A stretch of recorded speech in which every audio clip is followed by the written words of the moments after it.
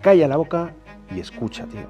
Yo tuve la suerte de entrar en una empresón en un momento clave que estaba despegando y que necesitaban un perfil muy determinado de gente. O sea, no necesitaban necesariamente un licenciado en empresariales o en física. Querían una actitud, querían una forma de ser. No nos cerramos a nada. ¿Y tú ahí, en ese sentido, que ahora estamos hablando de que siempre has trabajado comercial, has tenido alguna otra experiencia o tú tenías claro que querías ser comercial? ¿Ha sido algo que donde te has visto que aterrizabas y más o menos de manera natural se te daba bien y te gustaba, o ha sido una elección de decir, yo quiero ser comercial? Las cosas no se están haciendo bien a nivel industrial. Sí, nos estamos cargando el mercado, pero efectivamente al final somos víctimas de nuestras acciones, no de lo que decimos. Aunque sea paradójico, es que decir, vale, venimos sin experiencia, eso nos ayuda, y cuando tenemos experiencia puede ser un lastre. Todas esas cosas, ese conjunto de elementos, pues me hizo decidirme. Y gracias a Dios, porque ha sido una empresa que me ha dado muchísimas oportunidades.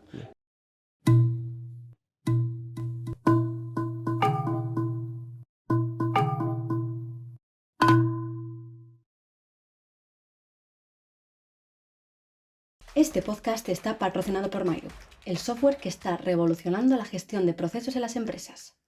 Con Mairu, olvídate de la rigidez de las herramientas tradicionales.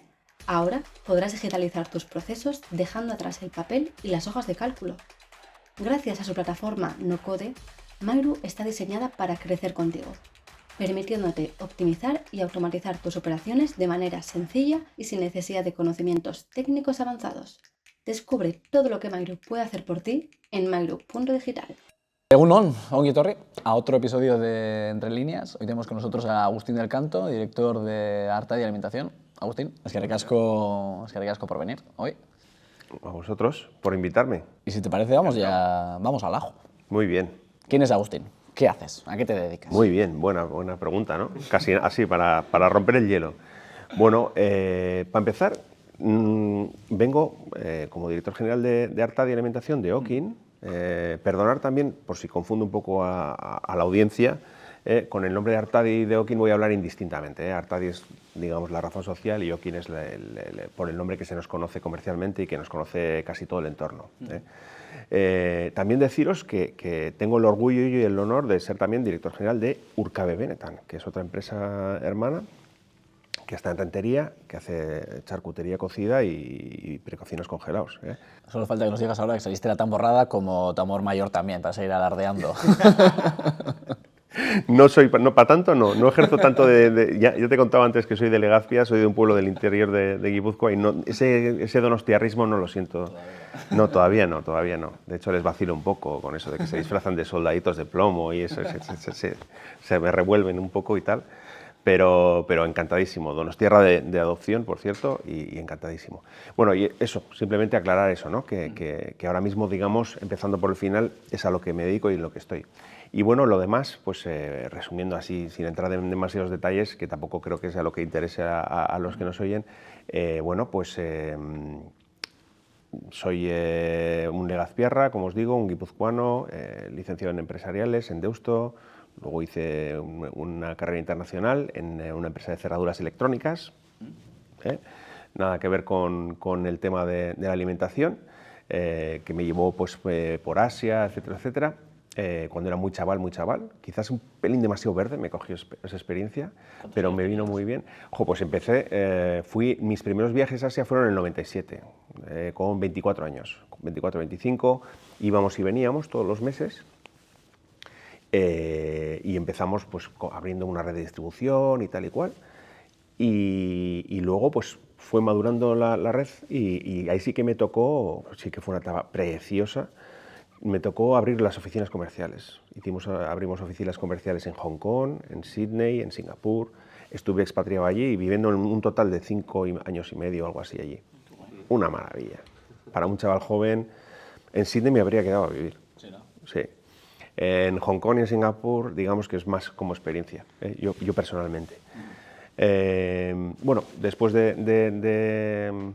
oye, cortarme si me enrollo demasiado, porque igual estos rollos, estas Vale que veníamos a hablar de alimentación, ¿no? Pero es cierto que algún día tendremos que hablar también del fenómeno del negocio, o del subsegmento de las cerraduras electrónicas en Guipúzcoa, porque es verdad que tiene mucha implantación. Ojo, pues mira. Hay una tradición que hace muchas empresas que se han... Totalmente. Yo creo que es un poco...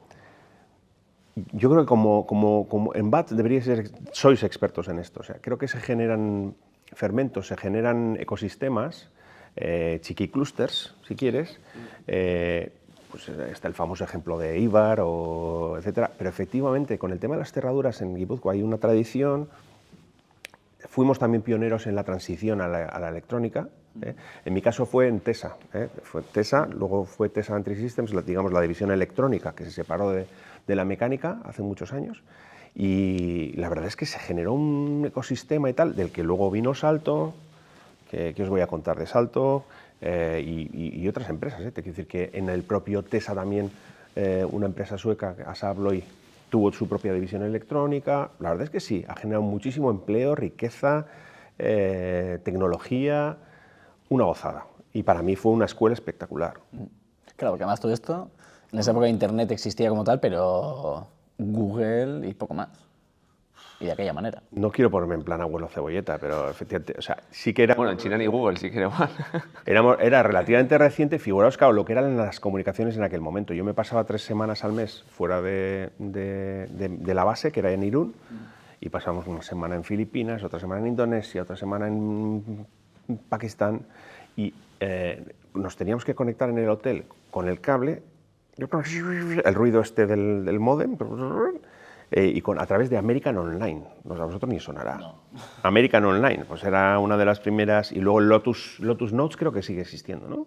Lotus Notes no era... Sí, bueno, teníamos una base, fuimos bastante pioneros y avanzados en aquella época. Lo que pasa es que, claro, muchas de estas empresas se han quedado en el camino. Bueno, no sé si con ese nombre, pero si no, igual integrada en algún otro grupo, ¿no? Seguro. Sí, me suena, AOL, ¿no suena? American Online. Era un pepino, Era un pepino. Esto estamos hablando casi de los 2000, ¿no? Pero Pues 90, sí, 97, 98. Ahí, deciros una cosa que siempre he reflexionado.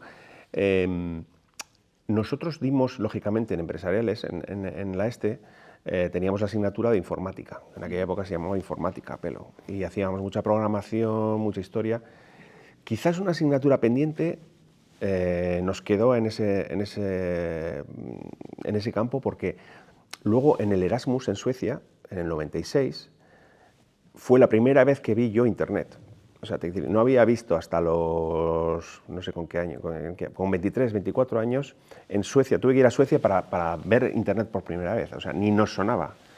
Ahí sí que estuvimos un poquito lentos en la universidad. Creo, pero vamos. ¿Estuviste viajando ahí hasta que vuelves de nuevo? Sí, o sea, llegó un momento, fíjate, esto sí que tiene mérito. Todo este periplo, que fueron en total 7 años en TESA y en Asia viviendo y tal, lo hice teniendo pareja, estable aquí. O sea, con la que hoy es mi mujer. Entonces llegó un momento en el que Raquel me dijo, mira, guapo, o sea, alguna vez me la llevaba yo allí, venía 3 meses a Sydney y tal, lo pasábamos genial, pero llegó un momento en el que, claro, ella aquí tenía su carrera y me dijo, o sea, las cerraduras o yo, tú mismo, te quiero decir que es impresionar. Entonces, bueno, pues efectivamente llegó un momento que por motivos personales pues me volví. Fue un momento un poco complicado. Quizás también hay otro tip, ¿no? Como país. Me costó mucho la repatriación. Es decir, que llega muchas veces el problema de la repatriación de los expatriados, ¿no? Que muchas veces las empresas tenemos un plan muy bueno de mandar a gente fuera. Luego gente que ha cogido mucha responsabilidad, mucho peso, mucha experiencia, luego encajarle en las organizaciones. ¿Cómo lo traes de vuelta ¿no? ya en la oficina, en los headquarters, ¿no? En las oficinas centrales, y que es un rol diferente, ¿no? Exacto. Muy diferente. Exacto. Entonces, claro, no acababa de encajar. Ya allí tuve una transición, ¿no? Pasé de ser un área manager o un comercial a gestionar equipos, llevar gente y tal, y tenía otras inquietudes, y al volver, pues bueno, pues la empresa tampoco tenía estos huecos para mí, ¿no? Entonces aproveché para hacer un máster, un MBA, un Executive en SADE, que me vino bien, lo siguiente, es el momento para hacer un máster. O sea, después de 7, 8 años de carrera profesional, es un buen momento. Y lo hice en ese momento, y bueno, pues empecé a buscar trabajo, y a través de una entrevista de trabajo para una cosa que no tenía nada que ver con la alimentación, porque hice una entrevista con Indaux, que es una empresa hermana de la... Claro, Indaux es empresa hermana de nuestra empresa hoy, de Artadi. Correcto, entonces hice una entrevista para un tema de herrajes de mueble, que era un poco relacionado con lo que yo llevaba, y en la entrevista, en un momento dado, no sé si fue en la primera, en la segunda o la tercera, me dijeron: oye, Agustín, nos encantas, pero no para este puesto que te estamos entrevistando. Queremos que te incorpores a otro proyecto que tenemos, que estamos haciendo pan. No, ¿pan de cuál? ¿De pan del que se come? Sí, pero si yo no tengo ni pajolera idea de pan, nada, ya aprenderás. Nosotros tampoco teníamos cuando entramos. Es un poco la mentalidad que siempre hemos tenido en el grupo. Y yo creo que define bastante nuestro ADN y nuestra forma de ser. Somos gente bastante lanzadita. ¿Y cómo se hace eso? O sea, ¿tú cómo asimilas el hecho de, después de 7 años en los que ya te conviertes en un perfil bastante senior, bastante seguro de vender cerraduras, a de repente embaucarte? Que la parte comercial, más o menos, se le parecía, porque sigue siendo un B2B, también entiendo, pero claro, tienes que aprender lo que dices de pan, que no tienes ni idea. Sí, efectivamente. Pues un poquito de inconsciencia, llámale soberbia, llámale lo que sea. Me parecía como lo más fácil del mundo. Digo, joder, si salgo de las cerraduras electrónicas, de las firmware, del software, de todas estas cosas que sabéis vosotros ahora, que yo no tengo ni pajolera idea, del tema internacional y tal, seguro que aquí se me da bien y lo hago sin problemas y tal. Me incorporé además como director comercial. Lo que pasa es que valoras otras muchas cosas, ¿no? En aquel momento, fíjate, aunque no esté bien decirlo, porque podría decirte que fue un tema de que me encantó el proyecto y tal, que también, muchas veces tomas las decisiones simplemente por practicidad, porque estaba hasta las narices de viajar y yo decía, oye, mira, vamos a tener un trabajo que como mucho viaje por Europa, que pueda controlar, que esté tranquilo, que haya mucho, que sea muy agradecido en el sentido de que tenga mucho impacto, porque es lo bueno que pueden aportar las pymes en Euskadi, que un chaval que se incorpora joven puede tener mucho impacto y tener mucha potencia, ¿no? Un mensaje también a los chavales que están dudando, ¿no?, en si entrar, ser cola de león o cabeza de ratón, ¿no? Entrando en una pyme puedes tener mucho más impacto. Entonces, bueno, todas esas cosas, ese conjunto de elementos, pues me hizo decidirme. Y gracias a Dios, porque ha sido una empresa que me ha dado muchísimas oportunidades. ¿Y tú ahí, en ese sentido, claro, estamos hablando de que siempre has trabajado comercial, ¿has tenido alguna otra experiencia o tú tenías claro que querías ser comercial? ¿Ha sido algo donde te has visto que aterrizabas y más o menos de manera natural se te daba bien y te gustaba? ¿O ha sido una elección de decir, no, yo quiero ser comercial? ¿Quieres la verdad o te miento? A ver, te voy a decir la verdad, ya total, como no nos oye nadie. A ver, la cruda realidad es que cuando tienes 23 años, en 1997, que había un paro entre los licenciados del 30%, y las entrevistas, los trabajos se conseguían mirando en el Diario Vasco. Aquí en Vizcaya se hacía mirando el correo. O sea, se miraba el Diario Vasco después de los anuncios de contactos, que había 18 páginas de contactos. A los jóvenes ya os explicaremos luego lo que es esto. Estaban todos los anuncios de empleo y mandabas currículums casi sin ser selectivo. O sea, era un momento en nuestra vida que estábamos más a entrar donde nos cogieran que a ser selectivos. Es la cruda realidad. Entonces, bueno, pues yo tuve la suerte de entrar en una empresón en un momento clave que estaba despegando y que necesitaban un perfil muy determinado de gente. O sea, no necesitaban necesariamente un licenciado en empresariales o en física. Querían una actitud, querían una forma de ser muy autónomo, tener capacidad de resolución, no importarte ponerte el mundo por montera, querer aprender. Yo creo que nos cogieron una serie de chavales que teníamos todo eso en común y entramos así. Tampoco hice un gran análisis yo del mercado y de qué se me estaba ofertando en Tesa. Sinceramente, me encantó el plan, me apetecía viajar, me gustaba viajar y así entré, todo inconsciente. Luego tuve suerte en realidad, porque la empresa me dio muchísimas oportunidades de evolucionar y crecer y aprender cosas que luego me han servido mucho, ¿no? Pero es curioso esa lista de atributos que dices que en esa época era lo que se buscaba, porque casi 24 años después todavía es lo que se sigue buscando todavía. Y se dice, no, ¿qué buscan las startups hoy en día? Y se habla casi más de esa actitud que de aptitud, ¿no? Encuentra la persona correcta y ya verás dónde la pones, pero rodéate de un equipo capaz. Sí, señor. Y también es un tema que comentábamos también con Hugo Dacurio cuando tuvimos la conversación con él. del fondo de inversión. Y ellos, a la hora de invertir, también es como decir, ¿en qué te fijas cuando vas a invertir en el líder, en los líderes del equipo, ¿no? En los fundadores o en las fundadoras de la empresa? Y es más, él hablaba de, tú los conoces haciendo, ver cómo hacen, o sea, ejecutando, y más también pensando en esas habilidades blandas que la parte, bueno, la parte técnica o ya la tienes o la adquirirás, ¿no? Pero lo que es esa otra parte que es la que es igual más difícil de encontrar, ¿no? De encontrar. Y fíjate tú que en el fondo todos los procesos de selección, por lo menos hasta ahora, han sido muy basados en los hard facts, o sea, en lo que tú dices, en los conocimientos técnicos, en los skills técnicos.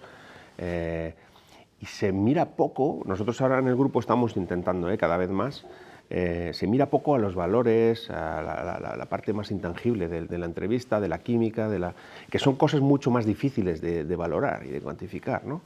Pero efectivamente es lo que realmente luego al final del día es lo que valoramos. Sí, porque es que tú estás en la universidad, no sales enamorado de las cerraduras electrónicas, ni de hacer pan, ni, o sea, que eso es, digamos que no es tan atractivo como el hecho de decir de un plan como el que te pudieron ofrecer cuando, ¿no? Que de, oye, pues gente que tenga ganas, vamos a dejar que vuele, ¿no? Un poco. Exactamente, exactamente. Entonces, no es fácil. Efectivamente, probablemente una de las claves es, efectivamente, saber transmitir al talento, a los jóvenes, un poco de qué va tu proyecto, cuál es el propósito de tu empresa, cuál es tu visión del mundo y de los negocios, y ver si así enganchas con la gente con la que compartes los valores. Eso sería lo ideal, ¿no? Que fuera una especie de proceso de selección mutua, ¿no? Es decir, oye, mira, esto es lo que me ofrece el proyecto, este es el proyecto, y me engancho o intento engancharme a él. Pero es claro que igual en ciertos perfiles sí que necesitas eso, ¿no? Como esa selección mutua que dices. Igual para un puesto donde tienes un proceso que está sobredefinido y casi la curva de aprendizaje es baja y puedes tener una rotación relativamente alta de personal que no tiene un impacto negativo en el resultado, pues bueno, no hace falta igual que meses de lecciones, igual con que la empresa seleccione es suficiente. Pero puestos como directora de, ahí igual sí que necesitas, hostia, tengo que hacer muy bien la selección, pero también necesito fliparle a esa persona, porque tiene que estar con ganas de bailar conmigo, si no, nos tropezamos. Efectivamente. Han cambiado las tornas, es decir, desde la época de mando a todos los anuncios del Diario Vasco, que lo he hecho, o sea, literalmente, o sea, cogía, me hacía un barrido y descartaba, no sé, los de tornero. Pero no sé, si me llegan a coger igual habría acabado aquí, estaríamos haciendo una entrevista de otra cosa totalmente distinta, pero es así, ¿no? Fíjate tú lo que ha evolucionado y lo que ha cambiado el mercado laboral. Es decir, que ahora mismo no es que la sartén la tenga por el mango, tampoco se trata de más verlo así. Se han sofisticado mucho más las relaciones y efectivamente, pues para atraer el talento pues tienes que tener una marca corporativa y la gente tiene que saber de qué vas. Y un poco de la parte comercial, como comercial también, siempre he pensado que es un puesto que está muy estigmatizado. O sea, en general, cuando piensas en un comercial no piensas en una persona que trabaja duro y que es una persona súper honrada, sino que te viene una persona en traje con una sonrisa postiza robando a una señora mayor sus ahorros. ¿Cuál es la visión que existe? O tú, cuando piensas en un perfil comercial, ¿qué es? ¿Qué adjetivos te vienen o cómo describirías las funciones que hace una buena persona comercial? También ha evolucionado una barbaridad. Desde los primeros años de mi carrera ahora ha cambiado un montón y ha evolucionado un montón. Yo soy bastante, ¿qué voy a decir yo, no? O sea, soy muy defensor de la labor comercial y de la labor sobre todo de marketing. O sea, porque al final yo creo que el marketing engloba mucho más. El marketing realmente es el 80% de cualquier business plan, que es saber a qué te dedicas. ¿Me dedico a setas o a Rolex? Saber cuál es tu posicionamiento respecto a la competencia, respecto a los clientes, respecto al resto de players del mercado. ¿Cuál va a ser tu pricing? Las famosas 4Ps. ¿Cuál va a ser tu surtido? ¿Cuál va a ser toda esa definición? Y la comercialización es una parte muy importante de todo este proceso, ¿no? Entonces, para mí es muy importante, es clave en cualquier proceso. Ha evolucionado muchísimo desde mis primeros años, que efectivamente el comercial era más... no sé cómo deciros, eran procesos muy de funnel, o sea, muy de masivos, éramos poco selectivos, éramos un poco como os he dicho antes que era el proceso de selección de personal, el proceso de selección de clientes era un poco eso, era un proceso de meto en la red 800.000 clientes y a través de un proceso no especialmente sofisticado hay una selección, llego a unos presupuestos, vendo, tal. Se ha sofisticado mucho eso. Entonces, en función de eso también ha ido evolucionando mucho el perfil del comercial. Las herramientas tecnológicas, la necesidad de ser mucho más de nicho, de hacer una aproximación mucho más quirúrgica al cliente, etcétera, etcétera, ha evolucionado muchísimo, ¿no? Entonces, el propio perfil ha evolucionado. Y la visión de las empresas, aquí yo creo que en Vizcaya no es tan sintomático, pero en Guipúzcoa la visión de las empresas hacia el comercial también muchas veces ha sido casi, ya os acordáis, ¿no? Eso que siempre decimos los guipuzcoanos, ¿no? De que el buen producto se vende solo y todo esto, es decir, que hay un montón de empresas. En general, bueno, no sé, Guipúzcoa o Vizcaya, bueno, yo creo que aquí en Euskadi no es que seamos los que mejor nos... O sea, tradicionalmente se ha pensado que, no, que como tú dices, que se vende solo y que no somos los que especialmente mejor nos vendemos, ¿no? Y de hecho siempre nos han comentado esto, ¿no? Que es como... Sí, de hecho, bueno, no quiero dar nombres, pero bueno, todavía hoy día hay un montón de empresas donde se divide a la gente entre los productivos y los improductivos. Y los improductivos son todos los que no tocan la máquina. Básicamente, sobran los comerciales, los financieros, los administrativos, los auditores, por supuesto vosotros. O sea, pero bueno, no quiero caricaturizar, pero bueno, es todavía algo de esto hay en algunas empresas, muy fabricacéntricos y muy productocéntricos. Y bueno, pues está muy bien, eso te lleva a donde te lleva y de hecho hay un montón de casos de éxito en Guipúzcoa de empresas que han funcionado muy bien así. Lo que pasa es que bueno, hay que ir evolucionando y cambiando el modelo, adaptándose. Lo que dices del cambio sí que es verdad. Yo creo que es porque antiguamente... De hecho... Igual ha pasado lo mismo que con los profesores y las profesoras, ¿no? Que antes era la fuente de información que te venía a hablar, en este caso, del producto, pero claro, tenía comercial y 3 catálogos de apoyo. Y tú como consumidor seguramente lo único que tenías era creer en la palabra de esa persona para tomar la decisión. Sin embargo, hoy en día se dice que cuando tú vas a hablar como comercial vas a responder preguntas que ya tiene preparadas la persona que puede ser tu cliente porque ya ha investigado todo lo que tenía que investigar sobre tu producto o tu empresa. Totalmente, efectivamente. Se ha sofisticado muchísimo el proceso. Ya te digo, gracias a Dios, porque oye, pone en valor mucho el propio rol, ¿no? del comercial. Yo me acuerdo que una de las primeras cosas, y esto en el fondo no ha cambiado mucho, una de las primeras cosas que nos enseñaron en un cursillo que nos dieron en TESA, que me cambió la vida, antes de lanzarnos a Asia, nos hicieron una formación de 3-4 meses, bastante intensivo en verano, y uno de los módulos era sobre ventas. Pero básicamente el hombre no nos metió otra cosa en la cabeza. Calla la boca. Fíjate que me cuesta a mí, esto me cuesta. Calla la boca y escucha, tío. Escucha. Estás delante, te están dando una oportunidad de oro. Si escuchas y atiendes a las señales que te está enviando el cliente, en este caso, el interlocutor, ya harás luego tú el proceso ya te das cuenta de que como ya en el 97, este hombre nos fue enseñando un poco este proceso de enseña, sea un poquito más, escucha, perdona, sea un poquito más reactivo al principio, absorbe información y luego ya llega el momento de la propuesta, ¿no? Y esto fue bastante avanzado en su momento porque, como os digo, en aquella época el esfuerzo comercial era básicamente, efectivamente, lo masivo. O sea, sí, era un poco más el trabajo ¿no? O sea, las personas que estaban en ventas era hacían su camino entero, ¿no? O sea, hacían su carta de clientes, hacían todo el proceso, se buscaban un poco más la vida, o sea, no había tanta igual integración entre los equipos como puede existir hoy, porque al final hablabas antes de marketing y ventas, que ahora tiene que estar todo mucho más integrado porque evidentemente por los flujos de información, ¿no? Al final ahí no es como antes, que era como tú decías, John, que no llega el comercial y es como hace desde inicio hasta el final, te hace todo el proceso. Y ahora, en cambio, es todo mucho más especializado, entonces tiene que estar mucho más integrado, ¿no? Y no es tanto el llanero solitario que va a vender, sino es como decir, bueno, tú, claro, vendes en función de, y lo que tú estás comentando ahora, Agustín, ¿no? El hecho de decir, oye, identificar una necesidad, identificar lo que necesita el cliente, el potencial cliente, es casi más importante que el que yo me aprenda bien el discurso de ventas. Porque el discurso de ventas se tiene que adaptar a la necesidad de ese cliente, ¿no? Tal cual. Efectivamente, era un proceso eran efectivamente llaneros solitarios, incluso como en muchas empresas eran considerados como gente que hacía la guerra por su lado. O sea, que venían con el pedido, lo echaban para atrás y venga, a arrear. Los de operaciones y venga y tal, y como que hacían la guerra por su lado. Efectivamente, ahora son procesos mucho más multidisciplinares, mucho más complejos. Las relaciones son mucho más... Tu cliente sabe mucho más sobre ti que el comercial muchas veces. Entonces, es un proceso que tienes que integrar a otros departamentos, tienes que hacer mucha venta interna también. Ojo, un comercial... bien escuchado es una fuente de información de mercado bestial. Esa venta interna, esa escucha, retroalimentación, es brutal, la venta interna que haces.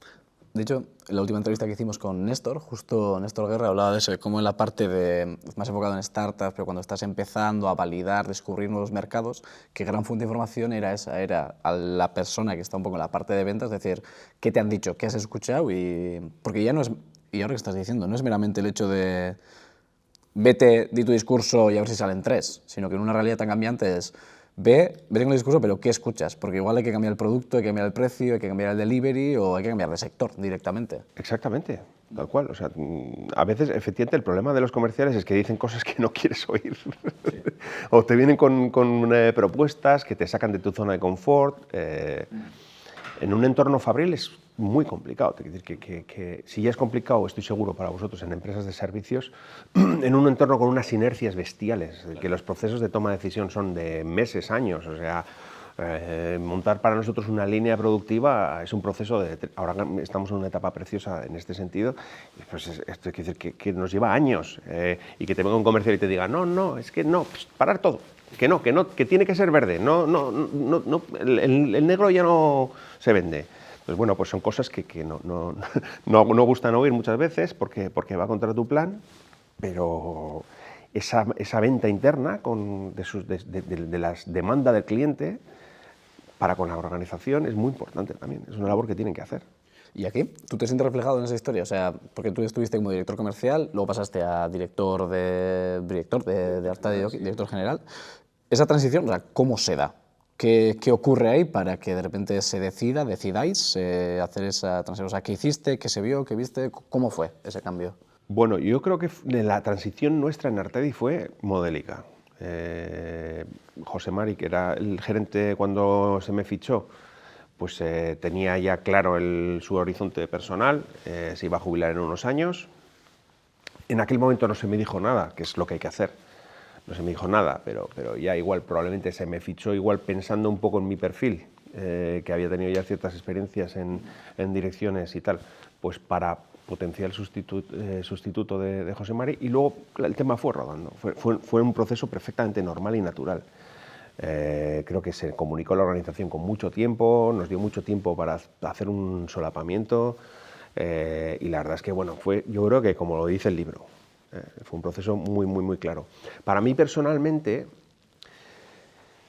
pues mira, lo he pensado muchas veces, porque a mí en muchos foros me dicen, pues igual incluso dentro de casa, ¿no? Mira, ya está el comercial. O sea, toda mi vida a mí se me ha puesto la etiqueta de comercial, y la realidad es que yo empecé en el 97, ¿cuánto tiempo llevo hasta aquí? 27 años. 28 años. De 28 años de carrera, probablemente solo 7, 8 he sido comercial puro, o director comercial. El resto me he dedicado a dirección general, dirección de unidades de negocio, filiales, lo que sea, ¿no? Entonces, yo creo que no todos los comerciales pueden ser directores, pero desde luego sí que, por lo que os he dicho antes, si eres una persona que es capaz de un poco ver toda la foto, entender los procesos internos, aparte de escuchar al cliente, etcétera, de tener esa empatía, esa capacidad de ponerte en el lugar del cliente y tal. Si eres capaz de entender los procesos internos y eres un líder mínimamente decente de equipos, etcétera, tienes muchos boletos para poder en un momento dado llevar la dirección de una empresa. Entonces es un proceso relativamente natural y relativamente cómodo. Tienes que ganarte el respeto en muchos sitios, según en qué entorno estés, pues tienes que ganarte igual el respeto de perfiles muy técnicos, de ingenieros, de directores de fábrica con muchos galones, gente muy potente en financiero y tal. Pero bueno, eso es un líder, ¿no? Ganarte el respeto de tu equipo y de tu entorno. Sobre todo has dicho 2 cosas. Yo tuve un jefe que no había trabajado nunca como comercial, pero este tío tenía, bueno, tío, esta persona tenía 2 cualidades y tenía una capacidad muy buena de persuasión, pero más una persuasión de que te daba argumentos de peso, pero escuchaba una barbaridad. Y además yo le decía mucho que me gustaba porque tenía la sensación cuando hablaba con él, cuando me escuchaba, que lo que le estaba diciendo yo ya sabía que él lo sabía, pero aún así me hacía sentir importante porque escuchaba y luego más decoraba o añadía algo. Entonces, claro, tiraba mucho de mí, tenía una capacidad gravitatoria, me empujaba mucho. Y luego, este fue director de planta de plantas de 1.200 personas. Y la primera vez que le pregunté fue, hostia, ¿cómo lo haces? O sea, ¿a ti por qué te contratan? ¿Cómo haces tu curro? Y el tío dijo, por olfato. Y al final voy ahí, huelo un poquito, veo quiénes son los 5 que manejan el cotarro de verdad, me los gano a ellos y ya está, y son ellos los que traccionan.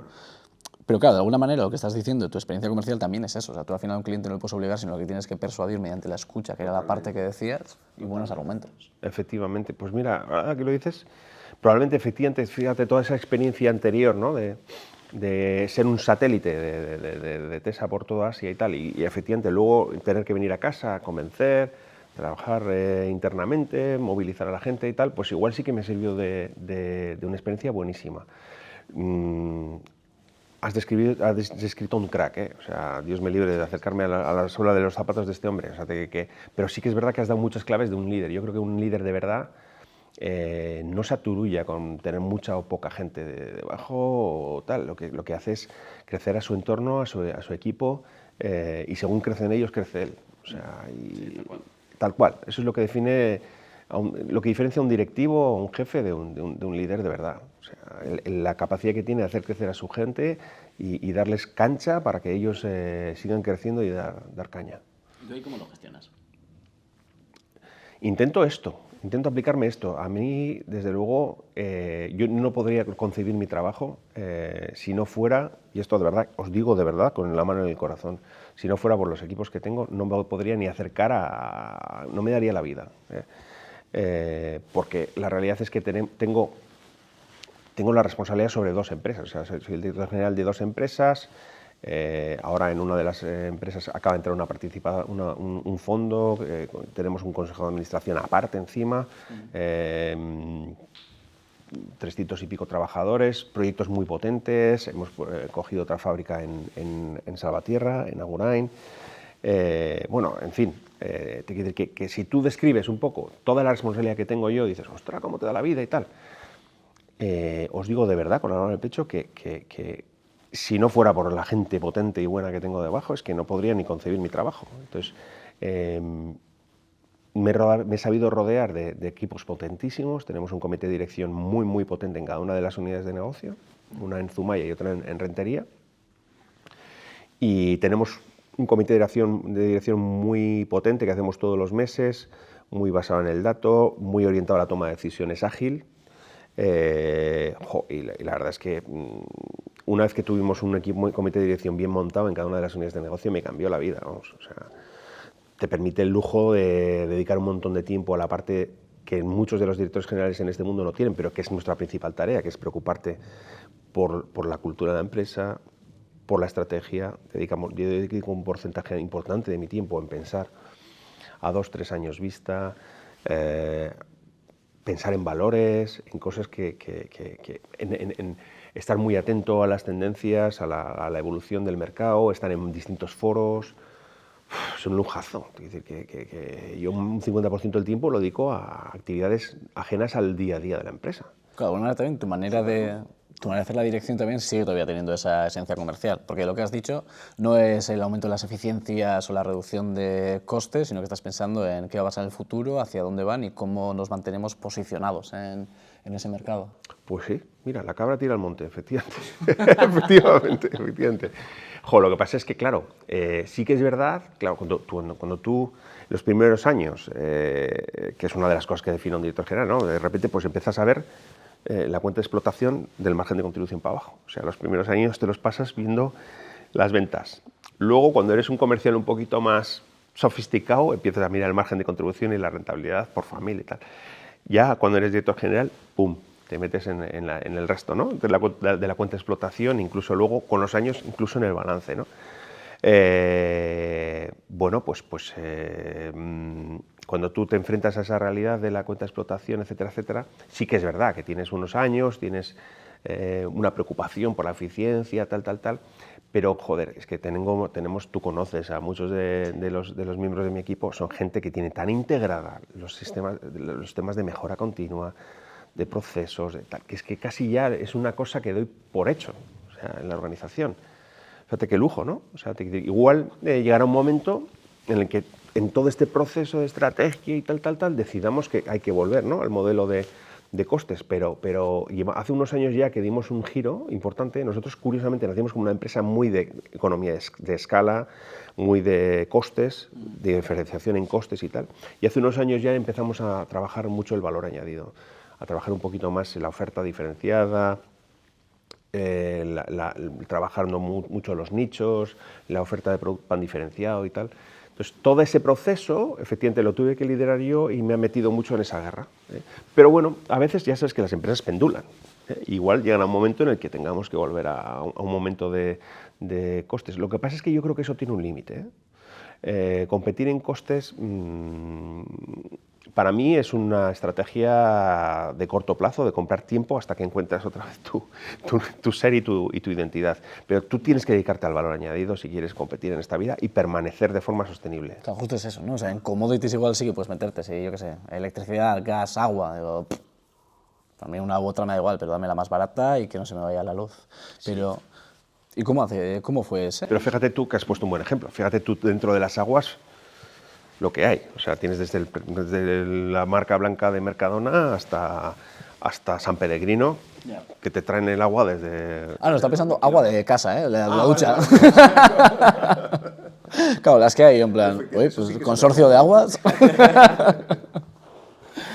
¿Y eso cómo fue? ¿Cómo fue? No? O sea, ¿cómo está el sector ya de pan, de alimentación al que se dedica Okin? Has dicho que ahí estáis, que empezasteis a trabajar ese valor añadido, esa diferenciación.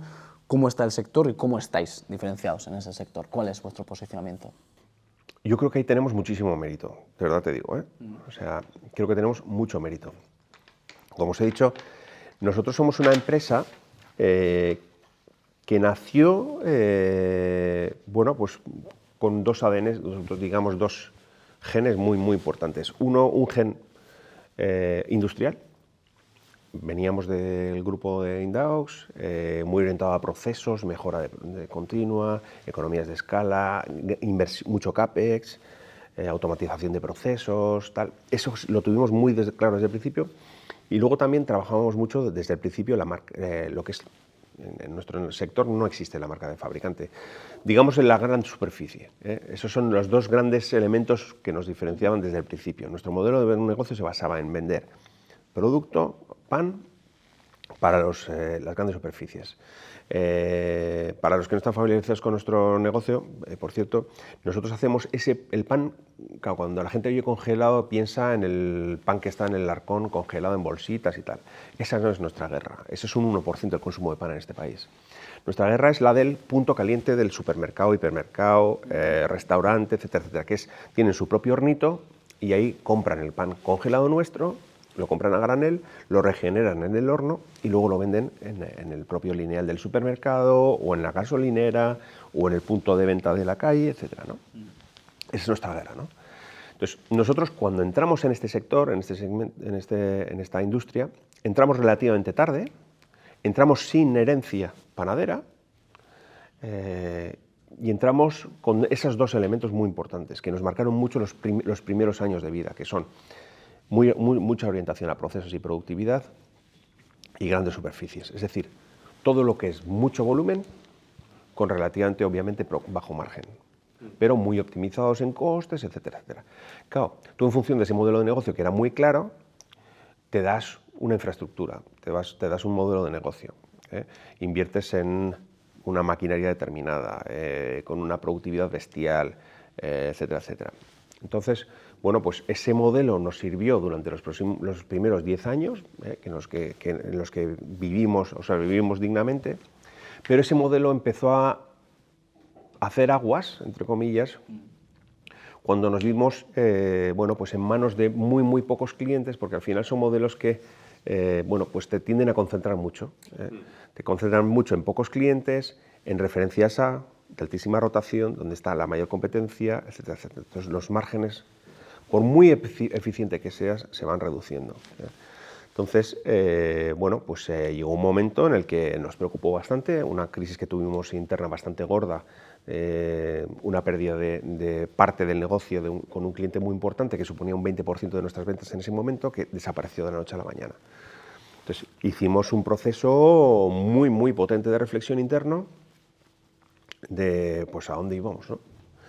Entonces decidimos, lo que pasa es que esto es más fácil de decir que de hacer, obviamente, la teoría nos la sabemos todos. Pues aporta más valor, ya, nos ha jodido, ya. ¿Cómo? O sea, exacto, sí, no, el margen de contribución es el 20, tendría que ser el 30, ya, sí. Dime, efectivamente, cómo, dónde, cuándo. Entonces, bueno, pues hicimos un proceso que nosotros internamente le llamamos cambio de piel, que fue, pues, apalancándonos en lo que teníamos, en los procesos que teníamos, ir poco a poco trabajando pequeños proyectos, pequeñas pildoritas de valor añadido. Aplicando un poco la matriz de Boston, decir, oye, mira, tú tienes ahora mismo una serie de vacas lecheras, que son las de siempre, que tienen que darte caja, pero esa caja deja de invertirla en mejorar la productividad, aunque sea un poco contra nuestra propia naturaleza, deja de invertir, vete trabajando un poco en cosas que te van a tocar las narices a nivel fábrica, sí, pero claro, esto suponía internamente un cambio de mentalidad bestial. Pasas de tener que hacer pocas referencias para pocos clientes a complicarte la vida, hacer muchas referencias o para bastantes referencias, empezar a traer clientes con los que no nos entendíamos bien, porque eran más pequeñitos o porque eran extranjeros o porque, decían internamente, no, con lo bien que vivíamos haciendo 3 referencias en esta línea, ahora hacemos 27. Internamente tenemos mucho esa historia, ¿no? Pero fue una transición suave y tranquila y bueno, pues poco a poco hemos ido consiguiendo mejorar, pusimos unas métricas distintas, pues igual antes pues te basabas mucho en la productividad, luego metes métricas de calidad, luego vas metiendo métricas de servicio, luego de valor añadido, empiezas a medir el margen de contribución de otra forma, empiezas a valorar muchísimo la diversificación, por cierto, esa fue otra clave, aparte de lo que os decía antes de ordeñar la vaca para la estrella, la diversificación nos ha ayudado mucho. Es decir, mira, tienes esa capacidad de línea, deja de crecer en este nicho, o intenta, y invierte comercialmente en este y este otro, que son nichos que hemos identificado con más margen y con más potencial de crecimiento. Aunque, según te estaba escuchando, aunque parezca una paradoja, comentabas que cuando entrasteis en esta línea de pan congelado, veníais sin herencia, y que en ese punto, según te estaba escuchando, corrígeme si no es así, el hecho de no tener esa herencia podía ser una ventaja, porque bueno, os ayudó a entrar y crecer en ese segmento, pero luego el hecho de que después, cuando hubo que pivotarlo, o sea, cuando ya estabais dentro del mercado y sucedían estas circunstancias que decías, ¿no? de pues, algún cliente que supone una parte de la facturación muy importante y se pierde de un día para otro, etc., ahí el hecho de tener herencia, entiendo que sería también, más que una ventaja, sería una desventaja, ¿no? El hecho de cambiar la cultura de un día para otro a los que, bueno, venimos haciendo una cosa y ahora tenemos que hacer otra. Cuando empiezas de cero es como, bueno, es un lienzo en blanco, vas haciendo camino, no hay que cambiar la mentalidad a nadie, pero cuando estás ya metido en faena, que tienes que cambiar la mentalidad, que es así, o sea, es como decir, aunque sea paradójico, es que decir, vale, venimos sin experiencia, eso nos ayuda, y cuando tenemos experiencia puede ser un lastre. Totalmente, Alex, totalmente. O sea, fíjate tú lo que puede suponer en cualquier organización, ¿eh? Es decir, no, llevamos 10 años haciéndolo de puta madre, ganando cuota de mercado, creciendo, tal. Pero este modelo, o sea, esta vereda nos está llevando a un precipicio, hay que cambiar de rumbo. Y son 10 años de inercia, más efectivamente todo lo que tú decías, toda esa cultura, todo ese ADN industrial que teníamos y tal. Y la verdad, las cosas como son. O sea, digamos que el grupo, los accionistas, el equipo, sobre todo en la parte industrial, que es donde más inercias hay, tuvieron una capacidad de adaptación y una flexibilidad bestial. ¿Tuvisteis que cambiar la organización productiva para meter un nuevo catálogo de productos? ¿O reutilizasteis las líneas como estaban? Hemos hecho cambios progresivos, evolutivos, digamos. O sea, no pusimos la fábrica patas arriba.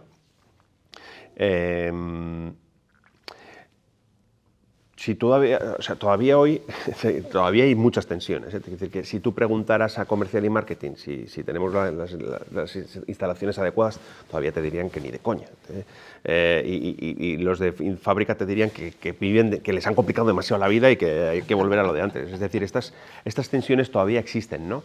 Pero ha sido un cambio gradual y bien asumido por todos, más bien evolutivo.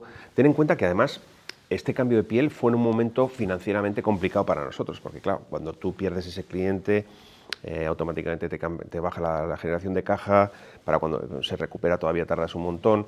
Entonces, bueno, pues tampoco teníamos unos medios impresionantes, ¿no? para hacer inversiones y tal. Entonces, bueno, pues fueron procesos que hicimos, yo creo que inteligentemente, gradualmente, muy orientados a la I pequeña, de innovación, más que al gran I+D, a la I pequeña, con un esfuerzo comercial importante, inteligente. O sea, fíjate tú, aquí otra clave, ¿no?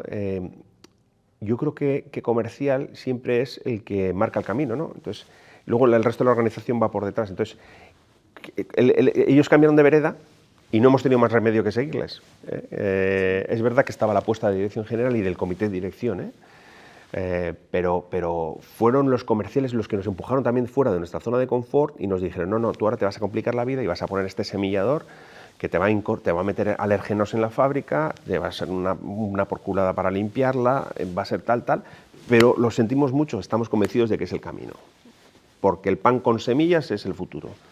Pues allí que fuimos. Entonces, bueno, pues son procesos que gracias a Dios en nuestro caso yo creo que fue bastante natural y poco traumático para lo que podía haber sido.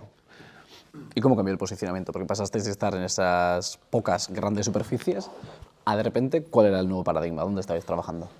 Pues mira, una clara medida de éxito en aquel momento era el tema de la diversificación de clientes y de canales. Estábamos obsesionados con obtener un 30-30-30, es decir, pasar de un 70% de retail gran superficie a un 30% de retail, un 30% de internacional, exportación, y un 30% de mercado Horeca, directa o indirectamente, ¿no? Ese era nuestro ideal, digamos, el banco de tres patas, ¿no? la banqueta de tres patas.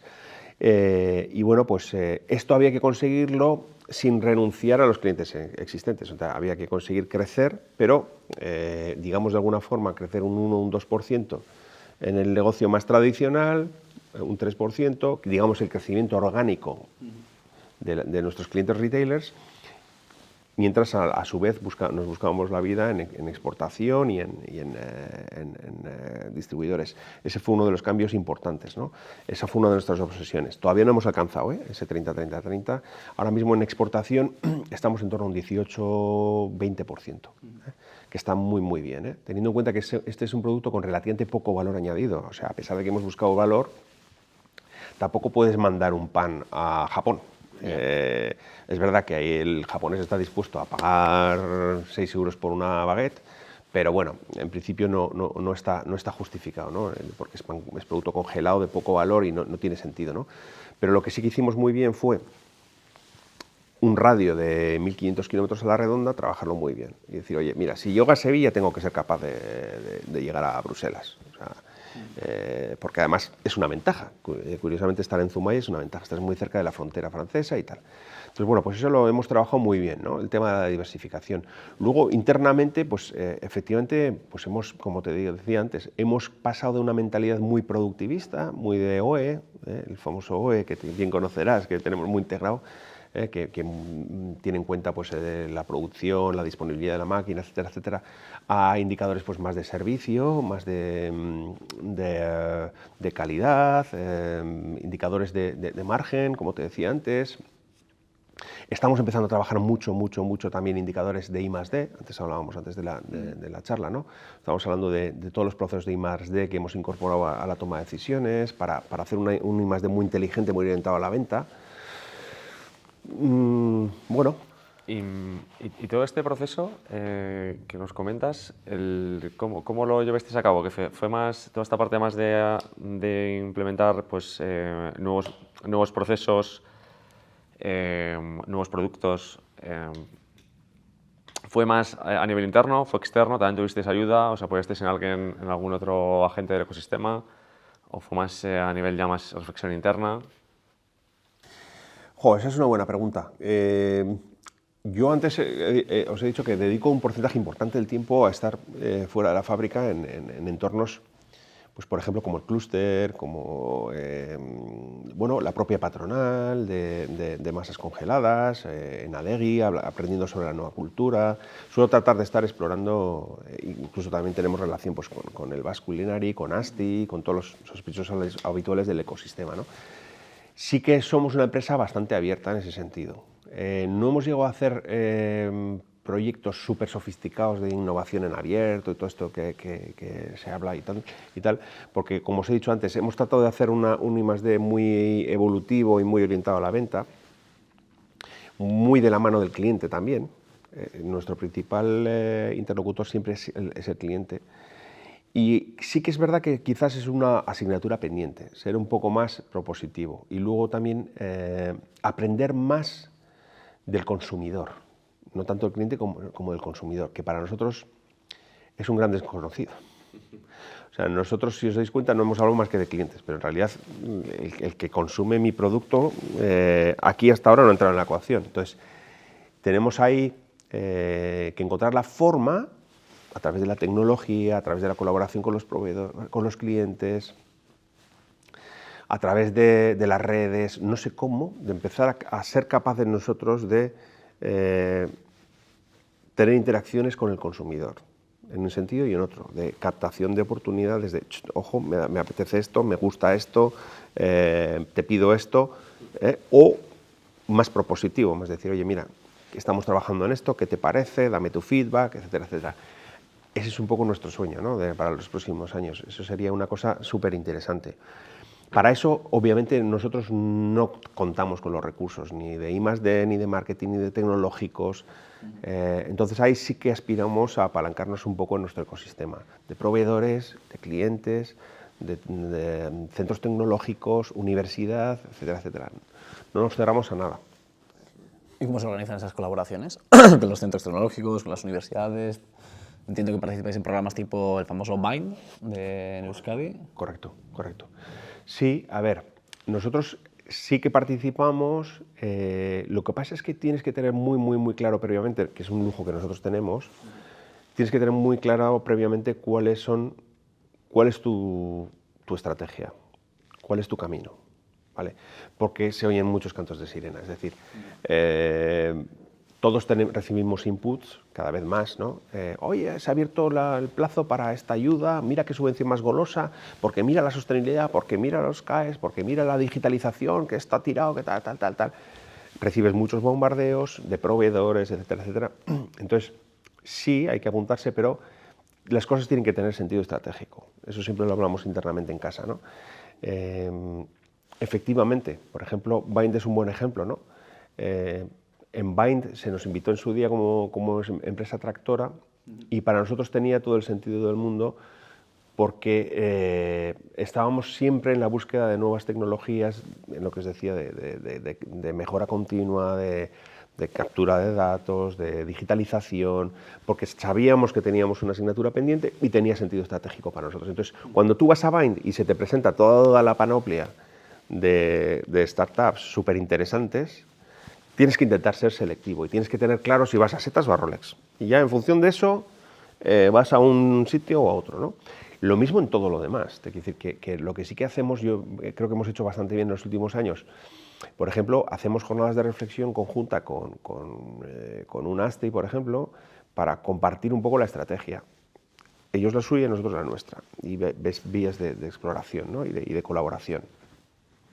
Pero tiene que venir esa reflexión. Primero va la estrategia y luego todo lo demás. Y en ese aspecto, un poco hablando de tecnología, hablando de futuro, tendencias, ¿cuáles son como las tendencias más relevantes de vuestro sector? Para, no sé, igual incluso el presente cómo está, cara desde el consumidor y hacia dónde veis que está yendo el mercado, hacia qué tendencias de consumo. A ver, nos preocupa mucho la evolución del consumo medio en España de pan. Lleva 20 años bajando. ¿Vale? ¿Marcado? ¿Pan general o el pan en barra tradicional o el de molde también? El pan en general, sí. Luego, efectivamente, hay gente que gana cuotas, o sea, como nosotros, gracias a Dios, pero digamos que en conjunto, si tú vas a los datos del INE o del ministerio de turno, el consumo per cápita pues ahora está entre los 30, depende de qué fuentes, ¿no? Pues entre los 30 y 30 y pico kilos por cabeza y año, ¿no? Se viene de 100 y pico. Os estoy hablando también de un poco de la época de nuestros padres, etcétera, etcétera, cuando el pan era un alimento importantísimo y tal, ¿no? El consumo per cápita nos preocupa, pero porque creemos que es un síntoma de que las cosas no se están haciendo bien a nivel industrial. Creemos que en los sitios donde sí que se ha trabajado bien la calidad y el valor añadido, el consumo de pan está aguantando. De hecho, hay regiones y zonas donde el consumo de pan aguanta bien, sobre todo en las zonas de la cornisa cantábrica, etc. ¿Por qué? Porque hay buenos panaderos, hay una tradición panadera, se cuida la calidad y aunque se paga más por el pan, fíjate que el consumo medio per cápita aguanta bien, ¿no? Entonces, nos preocupa eso. Es curioso esto que comentas porque la reflexión fácil aquí sería decir, bueno, o la conclusión fácil sería decir, bueno, esto es un producto en decadencia, ¿no? Un producto que ha alcanzado su madurez y que cada vez se utiliza menos, un producto o un servicio, y dices, bueno, claro, entonces eso te puede animar igual peligrosamente a decir, bueno, tengo que añadir o pivotar o generar nuevas líneas de negocio, etc. En cambio, aquí nos estás comentando que es como decir, claro, variable calidad, ¿no? O sea, la razón por la que igual no se está dejando de consumir es porque el producto no es bueno. Correcto. En general, ¿no? No tienes opciones de buen producto. Que es curioso porque la reflexión, como decía, la reflexión sencilla es decir, no, bueno, me tengo que dedicar a otras cosas, ¿no? O sea, en ese sentido hay ese matiz. O sea, descubrirlo entiendo que también os habrá costado vuestro trabajo y vuestro tiempo también, ¿no? Totalmente, totalmente. Y además, fíjate que no solo es eso que está bajando el consumo, sino que además se está polarizando en la alimentación en general y en muchos otros sectores, se está polarizando la demanda. Es decir, siempre va a haber un corazón de mercado muy, muy orientado a precio. En España está triunfando el modelo de hard discounter. Tenemos al gran líder que tiene una cuota de mercado que arrastra el copón, que es un 30 y pico %, y luego resulta que los followers que más están creciendo resulta que son también hard discounters, ¿no? Entonces eso te lleva a un modelo comercial súper orientado a costes, donde siempre va a tener mucho peso la marca blanca, el producto de primer precio, etcétera, etcétera. Pero sí que es verdad que, fíjate, tanto los hard discounters como el resto de players del mercado, como por ejemplo los especialistas. Todavía hay un mercado especialista, de retail especialista en pan, bastante dinámico, que si hace bien las cosas y diferencia su oferta, no trata de ser una mala copia del líder, sino que de verdad diferencia su oferta comercial, es que hay mercado. De hecho, hay casos de éxito de clientes que se están orientando mucho pues, al producto con largas fermentaciones, con granos, con trigos especiales, con trigos sostenibles, con masas madres, con ingredientes. Es que hay tantas fuentes, o sea, panes integrales tiene una evolución interesante, porque el pan tiene también este San Benito, que es otro de los motivos, ¿no? Que siempre internamente dices, no, está bajando el consumo de pan porque se ha consumido, porque la gente se cree que engorda. Bueno, y luego hay circunstancias también, ¿no? Con las que entiendo que tendréis que lidiar, que es el tema de decir, por ejemplo, el pan suele ser un líder, o sea, desde el punto de vista de supermercado, consumo minorista, es un líder en pérdidas. O sea, suele ser un producto que se suele utilizar, como la leche y otros, ¿no? Los básicos, que se suelen utilizar para atraer clientes, ¿no? al supermercado, para que luego te compren otra cosa, ¿no? Entonces, que entiendo que también hay una serie de factores que esto, al hilo quería preguntarte si también sucede que los propios jugadores principales o proveedores principales del mercado también tenéis conversaciones entre vosotros en el sentido de decir, joder, es que o sea, llega al punto de decir, de tú hablar con alguien y decir, oye, mira, es que nos estamos cargando el mercado, o eso no sucede. A ver, en conversaciones de pasillo de feria, pues todo el mundo, sí, este tipo de cosas, sí, nos estamos cargando el mercado, pero efectivamente al final somos víctimas de nuestras acciones, no de lo que decimos. Entonces, bueno, pues la realidad comercial de este país efectivamente es la que tú decías, es decir, que mientras sea un producto gancho y sea una unidad de costes que asumen unos gastos nuestros clientes, pues tenemos un problema, pero creo que esto está cambiando. De verdad creo que esto está cambiando, ¿eh? Lo digo de verdad. Se está empezando a trabajar muy bien y está habiendo movimientos muy interesantes. Es verdad que pues, en España pues, el consumo de corazón de mercado, digamos, de primer precio, va a seguir ahí. Lo que pasa es que, bueno, pues en los últimos años yo creo que sí que se ha trabajado bastante, no solo en la oferta también más de valor añadido, sino que en lo que es el pan de diario, como en nuestro caso, por ejemplo, pues haciendo pequeños cambios evolutivos de mejora, estamos teniendo bastante éxito. Por ejemplo, nosotros fuimos los primeros en lanzar al mercado el producto Clean Label, o sea, el producto sin ningún tipo de aditivos, de ningún tipo. Nos complicamos muchísimo la vida. Mira, ahí tienes otro buen ejemplo de cómo fastidiar la vida a los de fábrica, pero que fue un éxito comercial. Es decir, la gente para fabricar y facilitarse de alguna forma la vida a nivel de procesos, pues usaba una serie de productos, de aditivos, que te ayudaban a controlar el proceso. Bueno, pues nosotros dijimos, lo siento mucho, señores, pero esto en el mercado el cliente no aporta valor, más bien al contrario, hay que eliminarlos. Entonces, fuimos los primeros en hacerlo. En el pan blanco, también estamos empezando a hacer cosas súper interesantes con el trigo sostenible. Es decir, bueno, de acuerdo, tú compras todos los días una barra de pan, tienes una barra de pan a 50 céntimos, 60 céntimos en el supermercado, pero bueno, por 70 céntimos tienes esta otra barra y en torno a eso viene un relato, una historia, decir, oye, mira, son 10 céntimos, tú verás lo que haces. Pero bueno, esta barra no tiene aditivos, hemos trabajado, tenemos un sistema de trazabilidad que demuestra que hemos trabajado la biodiversidad en el campo, este trigo viene concretamente de este lote, de este campo, no hemos usado pesticidas, no hemos usado tal. Bueno, pues esa propuesta también la estamos haciendo. No solo en el producto, cuando pensamos en valor añadido solo pensamos en el Rolls Royce, voy a hacer el cojopan de 5 euros con masa madre de no sé qué, que sí, que también, sino también dentro de la oferta de corazón de mercado, ¡pum!, puedes hacer tu pequeña chiquisegmentación. Exacto, siempre internamente nosotros decimos en casa, vete a ese céntimo extra, ¿vale? O sea, fíjate tú en qué cifras nos movemos. Te dice que igual aquí habréis entrevistado a gente que hace turbinas para aviones, y para mí, nosotros hablamos en las negociaciones con nuestros clientes, hablamos del tercer decimal, para que veáis un poco el entorno en el que nos movemos. Sí, luego también, bueno, hablando de paradojas, otro también está, ¿no? Que dice, claro, que a tu cliente le interesa una cosa y a tu consumidor otra, ¿no? Que dice que todo este rato con el consumidor casa muy bien, pero si tienes tu cliente está pensando más en, bueno, no, ya aquí lo que estoy pensando es en que este es un producto que dentro de mi estrategia me sirve, que tiene que tener un precio súper ajustado, porque estoy pensando en utilizarlo como herramienta para atraer clientes, que dices tú, bueno, esas dos visiones son muy diferentes, ¿no? Sí, pero fíjate, hasta en eso soy optimista.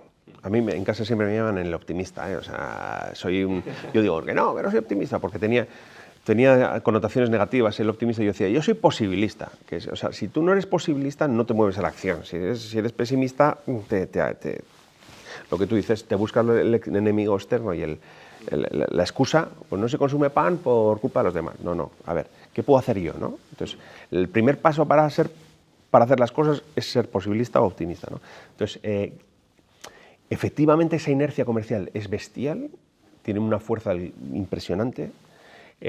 Cuando tú hablas con un interlocutor de retail, te dicen, no, porque la política comercial, y te hablan de gerifaltes que están 3, 4, 5 niveles por encima suyo, o sea, son políticas de CEO de empresa, ¿no? Pero también es verdad que, bueno, pues hay tendencias interesantes, y luego es que en el fondo tenemos el mismo problema, te quiero decir que ellos tienen que diferenciar su oferta.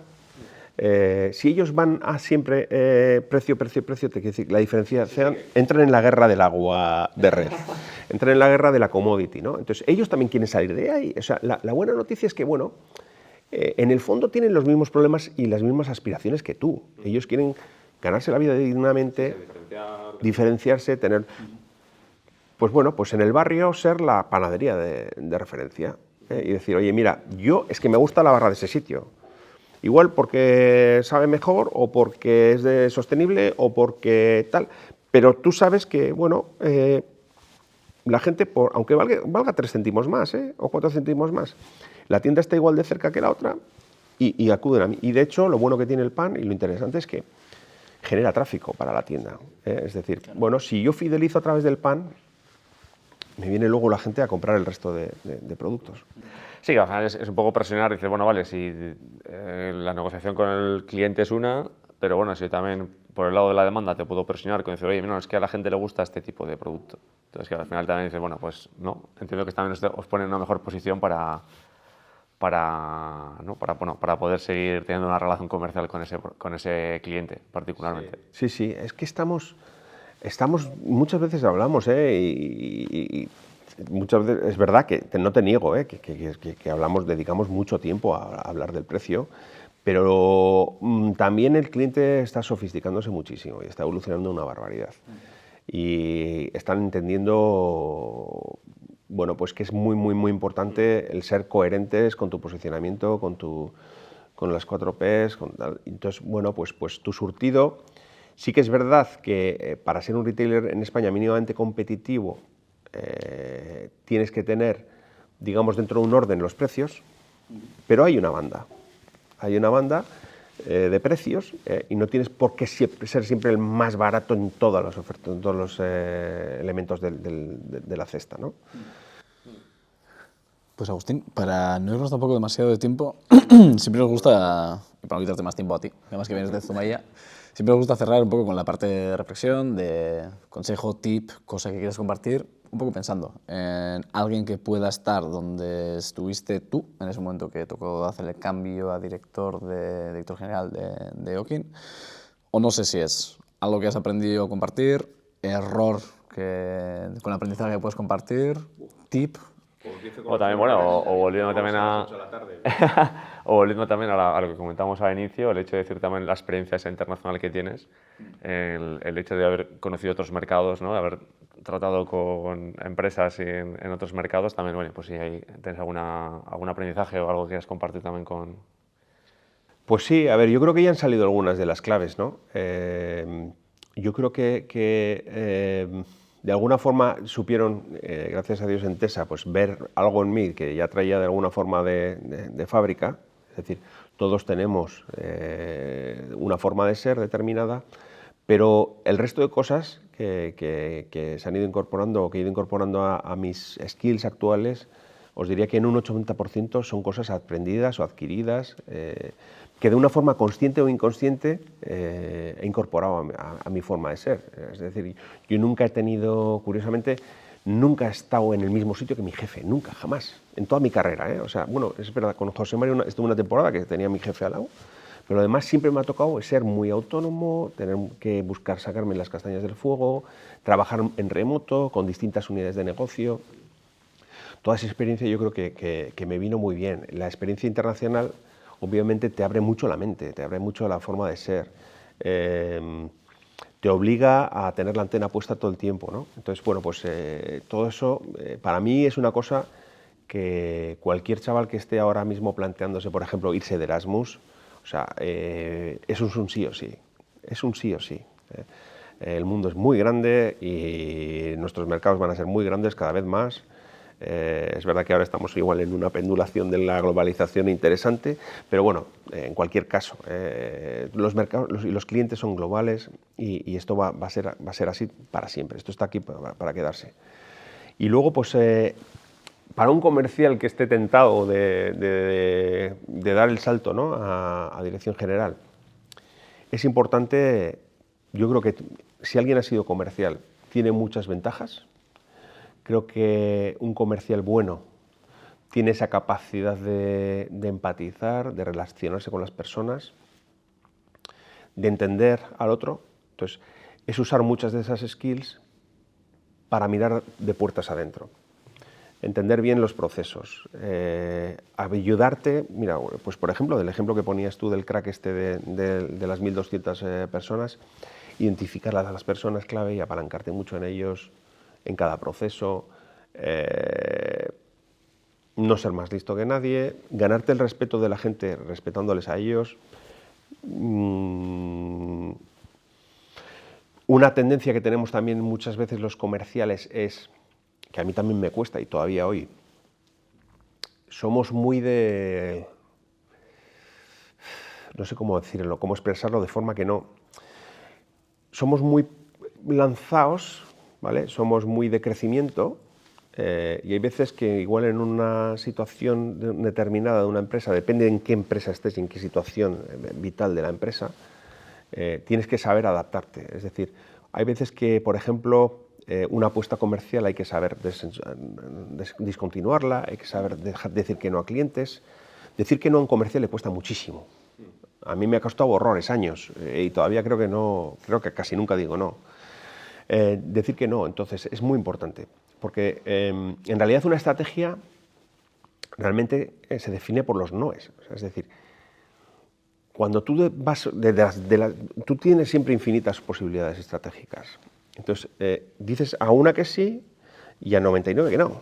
Un compañero decía que decir que no es decir doblemente sí a otra opción. O sea, decir que no a una opción es decirle sí, sí a otra. Es foco, foco, foco. Nosotros creemos mucho en el foco también.